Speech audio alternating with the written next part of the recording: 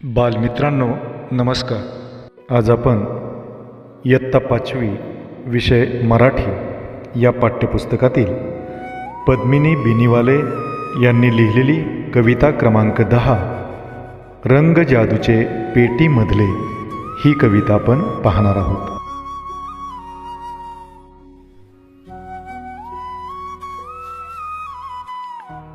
विद्यार्थी मित्रांनो, पावसाळा हा ऋतू तुम्हा सर्वांना फार आवडतो.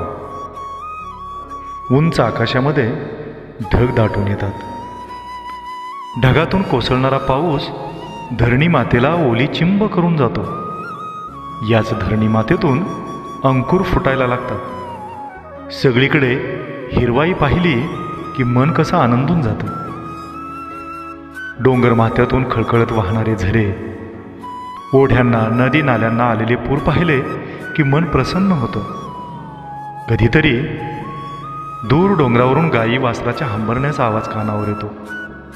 पक्ष्यांचा किलबिलाट चिवचिवाट आपल्या कानावर येतो.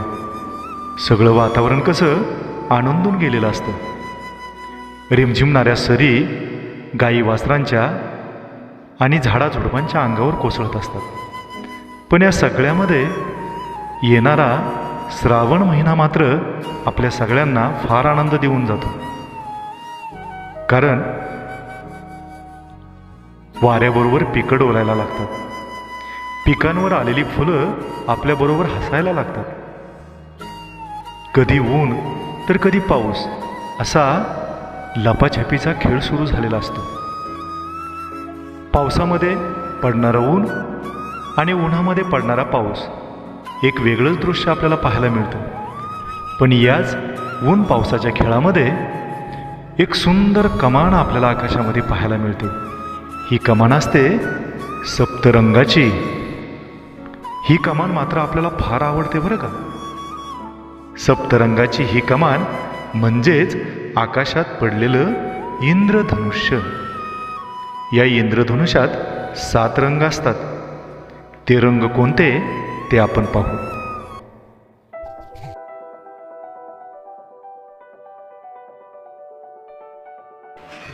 पहिला रंग तांबडा.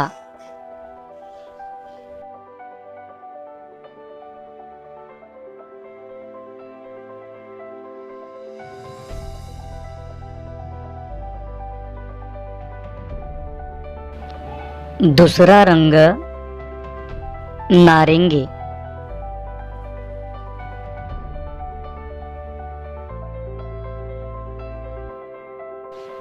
तिसरा रंग पिवळा.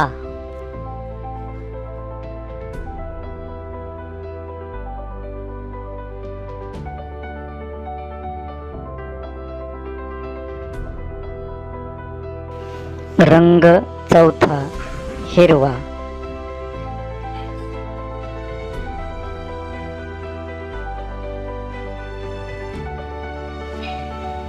पाचवा रंग निळा.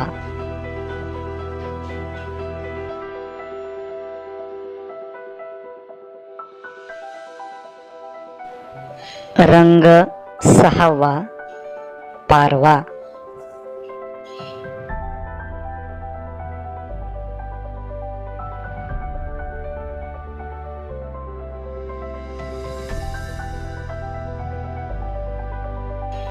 सातवा रंग जांभळा.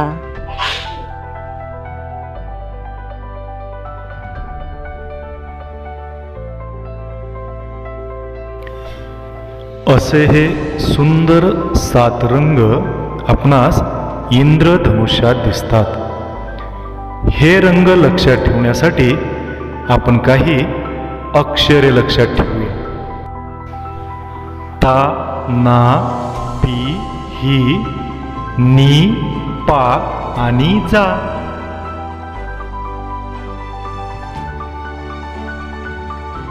किती गमतीशीर आहेत ना हे सगळे रंग. आणि यातली आणखीन एक गंमत म्हणजे हे सगळे रंग पांढऱ्या रंगातून निघतात आणि पुन्हा पांढरे होतात. आहे ना मज्जा. जसे आकाशातील इंद्रधनुष्यामध्ये 7 रंग असतात, हे रंग आपल्या मनाला मोहून टाकतात. तसेच आपल्या प्रत्येकाजवळ एक पेटी असते, ती असते रंगाची.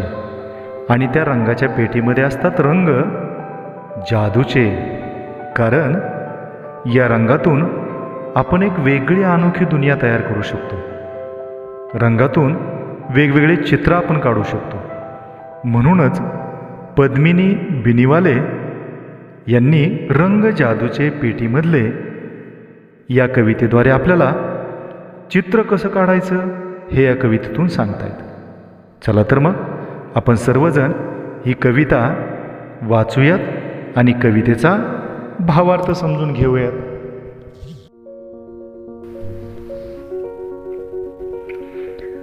रंग जादूचे पेटीमधले इंद्रधनुचे असती, पांढऱ्यातून निघती साती पुन्हा पांढरे होती.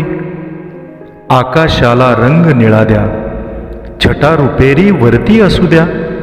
निळ्या आभाळी हिरवे राखू किती पाखरे उडती. पांढऱ्यातून निघती साती पुन्हा पांढरे होती. अवतीभोवती काढा डोंगर, त्यावर तांबूस रंग काळसर. डोंगरातून खळखळ खळखळ निर्झर स्वच्छ वाहती. पांढऱ्यातून निघती साती पुन्हा पांढरे होती. चार नेमक्या काढा रेषा, विटाविटांच्या भिंती सरशा. लहान मोठ्या चौकोनांची खिडक्या दारे होती. पांढऱ्यातून निघती साती पुन्हा पांढरे होती. लाल लाल कौलारू छप्पर अलगत ठेवा वरती नंतर. गारवेल जांभळ्या फुलांची डुलेल वाऱ्यावरती. पांढऱ्यातून निघती साती पुन्हा पांढरे होती. सजले आता तुमचे घरकुल, सजले आता तुमचे घरकुल. पुढती त्याच्या पसरा हिरवळ. पाऊल वाटेवरून तांबड्या सखे सोबती येती. पांढऱ्यातून निघती साती पुन्हा पांढरे होती. रंग जादूचे पेटी मधले इंद्रधनुचे असती. आनंदाशी जुळवून देतील सदैव तुमची नाती. आनंदाशी जुळवून देतील सदैव तुमची नाती. चला तर मग या कवितेचा आपण भावार्थ पाहूयात. कवयित्री पद्मिनी बिनीवाले आपल्याला सांगतात, रंग जादूचे पेटीमधले इंद्रधनुचे असती. पांढऱ्यातून निघती साती पुन्हा पांढरे होती.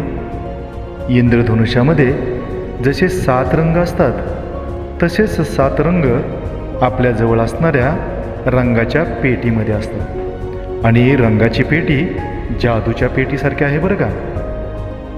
हे 7ही रंग पांढऱ्या रंगातून निघतात आणि हे 7ही रंग पुन्हा पांढरे होतात. आहे की नाही जादू? म्हणूनच आपल्या जवळच्या असणाऱ्या जादूच्या पेटीतून एक सुंदर चित्र आपण या ठिकाणी कवितेच्या माध्यमातून काढायचं. कवयित्री आपल्याला सांगतात, आकाशाला रंग निळा द्या, छटा रुपेरी वरती असू द्या. आपल्याला आकाश काढताना सगळ्यात वर आकाशाला निळा रंग द्या आणि त्याच्या बाजूला रुपेरी छटा त्याच्यावरती असू द्यात. त्यामुळे आकाशाच्या कडा ह्या चमकदार होतील. निळ्या आभाळी हिरवे राघू किती पाखरे उडती. याच आकाशामध्ये निळ्या निळ्या आभाळामध्ये उडणारे हिरव्या रंगाचे राघू म्हणजे पोपट, असे उडणारे राघू दाखवा. त्याचबरोबर अनेक वेगवेगळ्या प्रकारची पाखरे त्यांच्याबरोबर उडताना दाखवा. आणखी चित्र काढताना कवयित्री सांगतात, अवती भवती काढा डोंगर, त्यावर तांबूस रंग काळसर. आकाश काढून झाल्यानंतर आजूबाजूला डोंगर काढा.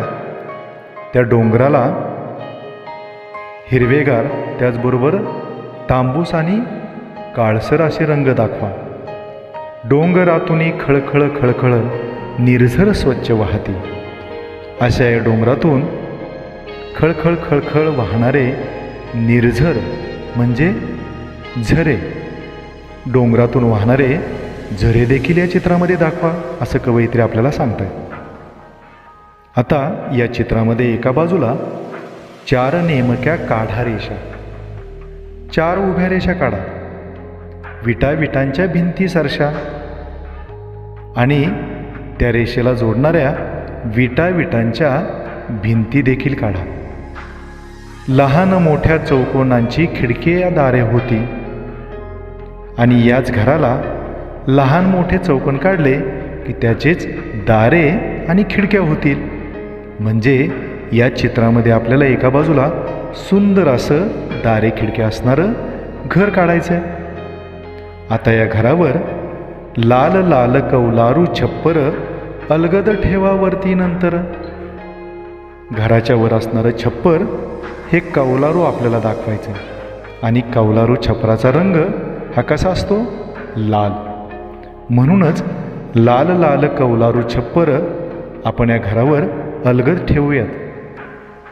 गारवेल जांभळ्या फुलांची डुलेल वाऱ्यावरती. अशा सुंदर घराच्या समोर जांभळ्या फुलांची गारवेल आपल्याला काढायची आहे. वाऱ्याच्या येणाऱ्या झुळकेबरोबर ही गारवेल डुललेले आपल्याला पाहायला मिळेल. सजले आता तुमचे घरकुल. पहा, आता तुमचं घरकुल किंवा तुम्ही चित्रामध्ये काढलेलं घर हे सुंदर असं सजलेलं दिसेल. पुढती त्याच्या पसरा हिरवळ.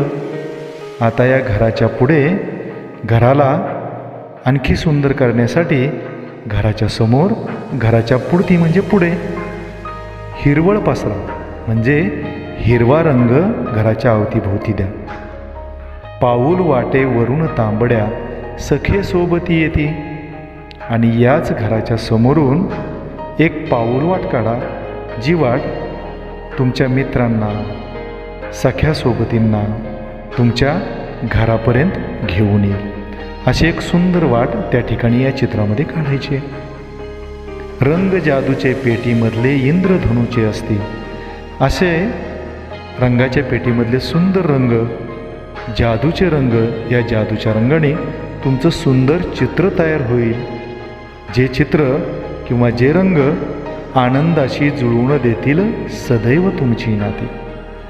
तुमचं नातं या चित्रांशी, या परिसराशी, या निसर्गाशी, पशुपक्ष्यांशी आणि सख्या सोबत्यांशी सदैव आनंदाशी जुळवून दे. असा सुंदर भावार्थ या ठिकाणी या कवितेचा पद्मिनी बिनीवाले यांनी या कवितेतून आपल्याला या ठिकाणी सुचविलेला आहे. आवडली ना कविता? चला तर मग पुन्हा भेटूयात. धन्यवाद.